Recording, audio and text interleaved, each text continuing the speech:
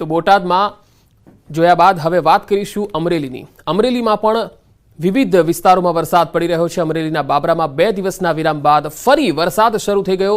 સવારથી જ ભારે બફારા બાદ મેઘરાજાનું આગમન થયું છે. પવન સાથે વરસાદથી વાતાવરણમાં ઠંડક ફેલાઈ ગઈ.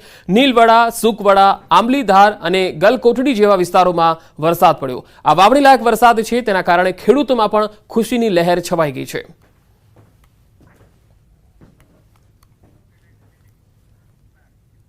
તો કચ્છમાં પણ વરસાદના અહેવાલ છે. કચ્છના માંડવીમાં ગટર મિશ્રિત પાણી મુદ્દે નગરપાલિકામાં હંગામો મચી ગયો.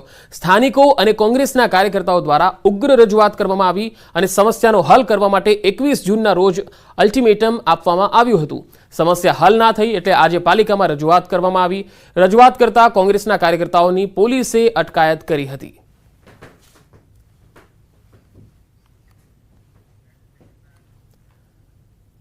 સુરેન્દ્રનગરના લીંબડી સહિત તાલુકાના વાતાવરણમાં પલટો આવ્યો છે. લીંબડી શહેરના વિસ્તારોમાં અસહ્ય ઉકળાટ બાદ પવન સાથે વરસાદ શરૂ થઈ ગયો, જેમાં ગ્રામીણ વિસ્તારો જેવા કે બોડિયા, સૌકા, ઉઘલ સહિતના ગામોમાં પણ વરસાદ શરૂ થઈ ગયો છે. વરસાદના આગમનથી ખેડૂતો સહિત લોકોમાં આનંદની લાગણી છવાઈ ગઈ છે.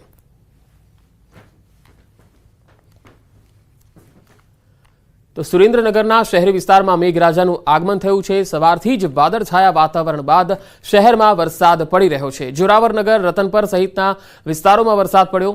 કપાસ, મગફળી સહિતના પાકને નવજીવન મળશે. સુરેન્દ્રનગર, લીંબડી અને અન્ય જે વિસ્તારો છે ચોટીલા પંથકમાં પણ વરસાદના અહેવાલ છે.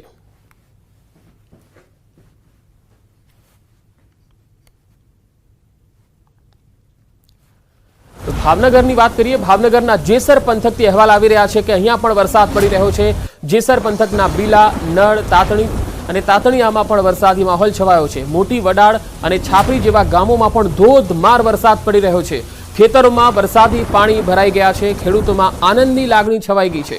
ભાવનગરના ગ્રામ્ય પંથકમાં જબરજસ્ત વરસાદના અહેવાલ છે. ખેતરોમાં વરસાદી પાણી ભરાઈ ગયા છે. જોઈ શકાય છે કે ખેતર વરસાદી પાણીથી તરબોળ બની ગયા છે.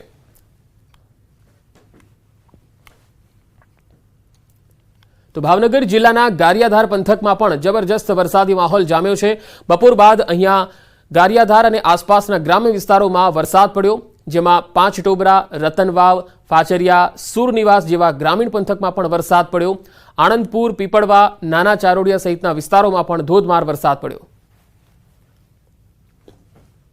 તો ગારિયાધાર સિવાય ભાવનગર જિલ્લાના વલભીપુરમાં પણ સતત 3 દિવસથી વરસાદી માહોલ જામ્યો છે. આજે પણ વરસાદી ઝાપટા પડ્યા. વલભીપુર તાલુકા સહિત પંથકમાં 3 દિવસમાં 2.5 ઇંચ વરસાદ નોંધાયો. વલભીપુર તાલુકાના કંથારિયા, પાટી, ચમારડી, નવાગામ, લોલિયાણા સહિતના ગ્રામ્ય વિસ્તારોમાં વરસાદ પડ્યો. વરસાદી ઝાપટાને લઈને ખેડૂતોના વાવણી કરવામાં આવેલા પાકને નવજીવન મળ્યું છે. તો ભાવનગર જિલ્લાના અનેક વિસ્તારોમાં વરસાદના અહેવાલ છે. ભાવનગર જિલ્લાના ગારિયાધાર અને જેસર પંથકમાં વરસાદી માહોલ છે. ગારિયાધાર તાલુકાના ગ્રામ્ય વિસ્તારોમાં પણ વરસાદના અહેવાલ છે, જેમાં ગ્રામીણ વિસ્તારોમાં સૌથી વધારે વરસાદ છે, જેમાં સુખવર, પરવડી, ચારોડિયા મોટાભાગના જે ગ્રામીણ વિસ્તારો છે તેમાં વરસાદ પડી રહ્યો છે, જેના કારણે ખેડૂતોને ખૂબ જ હર્ષની હેલી છવાઈ ગઈ છે. તો ભાવનગરથી વધુ માહિતી મેળવીશું. સંવાદદાતા નીતિન ગોહિલ જોડાયા છે. નીતિન, ભાવનગરમાં સૌથી વધુ કયા વિસ્તારમાં વરસાદ આજે જોવા મળ્યો છે અને ખેડૂતોના કયા કયા પાકોને ફાયદો થશે? ચોક્કસ વાત કરીએ તો ભાવનગરના પંથકમાં છેલ્લા એક હપ્તાથી એટલે કે એક અઠવાડિયાથી બપોર પછીના જે સમયનો ગાળો હોય છે ત્યારે વરસાદી વાતાવરણ છે તે બંધાતું હોય છે. ત્યારે હાલ આજે પણ શહેર સહિત જિલ્લાના જે ગામો છે, ખાસ કરીને વાત કરીએ તો ગારિયાધાર છે, જેસર છે અને બીજી તરફની વાત કરીએ તો વલભીપુર છે. ત્યાં તમામે તમામ જે તાલુકાઓ છે તેના આસપાસના જે ગામો છે તે સારા પ્રમાણમાં વરસાદ છે તે જોવા મળ્યો છે. એટલે ચોક્કસ પ્રકારે કહી શકાય કે ખેડૂતોએ આ વખતે જે પોતે વાવણી શરૂ કરી હતી તે વાવણીને લઈ અને પોતાના પાક છે તે અંગેની સારી આશા છે તે બંધાઈ રહી છે આવનાર સમય માટે. જી નીતિન, આભાર માહિતી આપવા માટે.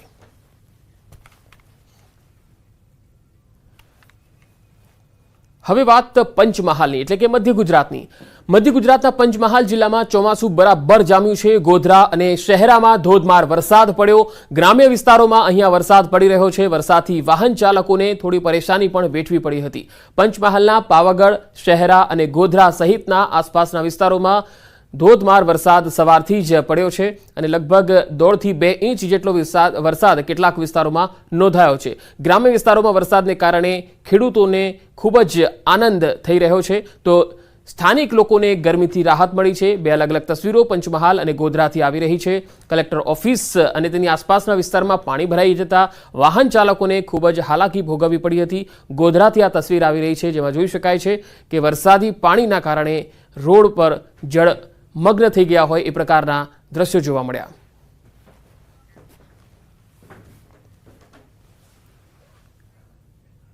પંચમહાલ જિલ્લાના કેટલાક વિસ્તારોમાં આજે બપોર બાદ વરસાદની શરૂઆત થઈ ગઈ।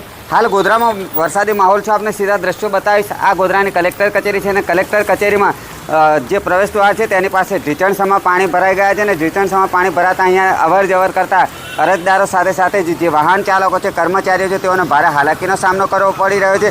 ગોધરા શહેરના ભુરાવા વિસ્તારમાં જીઆઈડીસી પાસે પણ વરસાદી પાણી ભરાય છે। પોલીસ હેડક્વાર્ટર નજીક પણ વરસાદી પાણીનો જમાવડો થયો છે, જેને લઈને જે વાહન ચાલકો છે તે ખૂબ જ હાલાકી ભોગવી રહ્યા છે। પંચમહાલ જિલ્લાની વાત કરવામાં આવે તો છેલ્લા 2 દિવસથી ધીમે ધીમે વરસાદી માહોલ જામ્યો છે, જેને લઈને ખેડૂતોમાં પણ ખુશીનો માહોલ જોવા મળી રહ્યો છે। આજે બપોર બાદ જે વરસાદ વરસ્યો છે તે ધમાકેદાર એન્ટ્રી થઈ છે। ગોધરામાં ગઈકાલે સામાન્ય વરસાદ થયો હતો અને છેલ્લા કેટલાક દિવસથી ગોધરામાં વરસાદ નહીં વરસતા ખેડૂતો ચિંતિત હતા, પરંતુ આજે જે વરસાદની શરૂઆત થઈ છે તેથી ખેડૂતોને પણ એક ખેતીલાયક વરસાદ થવાની આશાઓ બંધાયેલી જોવા મળી રહી છે। રાજેશ જોશી, ન્યૂઝ 18 ગુજરાતી, ગોધરા, પંચમહાલ। તો ગોધરામાં ધોધમાર વરસાદથી ઠેર ઠેર પાણી જ પાણી જોવા મળ્યું। સરકારી કચેરીઓમાં પાણી ભરાયા, વરસાદી પાણી કલેક્ટર ઓફિસના પરિસરમાં ભરાયા। તસવીરોમાં જોઈ શકાય છે કે ઘૂંટણસમાં પાણી ભરાવાના કારણે વાહન ચાલકોને ખૂબ જ હાલાકી પડી રહી છે। પાવાગઢ ડુંગર ઉપર પણ અદ્ભુત નજારો જોવા મળ્યો, કારણ કે પગથિયા પર ઝરણાની જેમ અહીંયા પાણીનું વહેણ જતું હોય એ પ્રકારની તસવીરો જોવા મળી। તો પાવાગઢ હોય કે ગોધરા હોય, ધોધમાર વરસાદને કારણે વાતાવરણમાં ખૂબ જ ઠંડક ફેલાઈ ગઈ છે।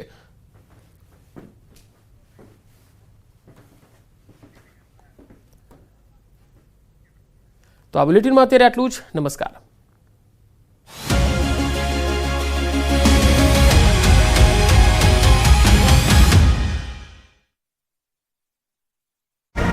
બૂમાબૂમ કરતા મોટી સંખ્યામાં લોકો એકઠા થયા, પરંતુ તણાયેલા યુવકો દરિયાના પ્રચંડ મોજામાં પંગોળાઈ રહ્યા હતા। મોજા સાથે કિનારા સુધી આવી ગયેલા યુવકોને બચાવવા લોકોએ અનેક પ્રયાસો પણ કર્યા, પરંતુ દરિયામાં મહાકાય મોજાઓની થપાટો સામે યુવકોને બચાવવાના પ્રયાસો પાંગડા સાબિત થયા હતા। આખરે કમનસીબે આ બંને યુવકો મહાકાય મોજાની સાથે તણાઈ ગયા, જેમનો લાંબા સમય બાદ બંનેના મૃતદેહ મળી આવ્યા। મૃતક યુવકોમાં કમલેશ કુમાર કુશવાહ અને અરબાઝ અલી મિયાનો સમાવેશ થાય છે।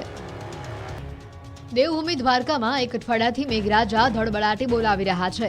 નદીઓ ગાંડીતૂર બની છે, ખેતરો પાણીથી તરબતર થયા છે, ત્યારે ગામડાઓના રસ્તાઓનું પણ ધોવાણ થયું છે। દ્વારકાના ભાડથર ભીંડા ગામે તંત્રની લાલિયાવાડી સામે